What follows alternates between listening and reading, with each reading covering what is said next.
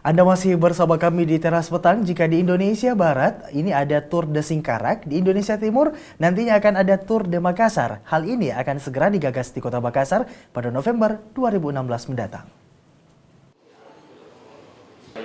Berkiblat pada Tour de Singkarak di Sumatera Barat yang merupakan ajang turnamen balap sepeda terbesar pertama di Indonesia dan terbesar kelima di dunia, Makassar juga akan menggelar turnamen akbar serupa yakni Tour de Makassar.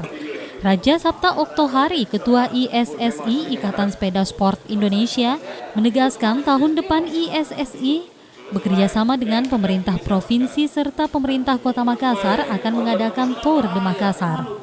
Rute ajang ini akan melewati beberapa kota dan kabupaten yang ada di Sulawesi Selatan, yakni berstart dari Makassar menuju Toraja sehingga akan ada banyak kota dan kabupaten yang akan dilintasi para peserta.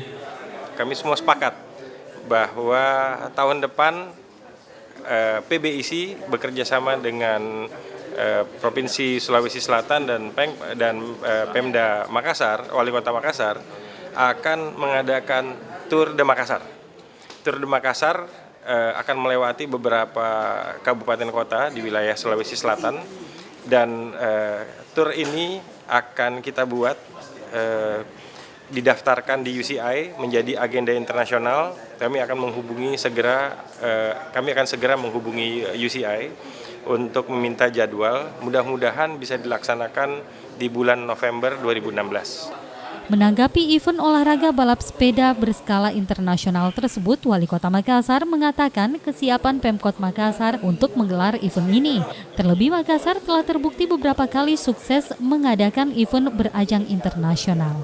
Pertama, kesiapan insya Allah kita siap. Yang saya syukuri adalah Pak Okto kembali jadi orang Makassar. Itu yang pertama. Yang kedua, kita sudah punya pengalaman, sudah mulai punya pengalaman internasional. Sayang kalau tidak dilanjutkan. Saya diskusi tadi malam sama beliau, terus beliau memberi satu tantangan bagi kita. Kalau Tour di Singkarak berhasil menjadi tour yang kelima terbaik di dunia, terbesar di dunia, saya kira Makassar bisa lebih baik dari itu.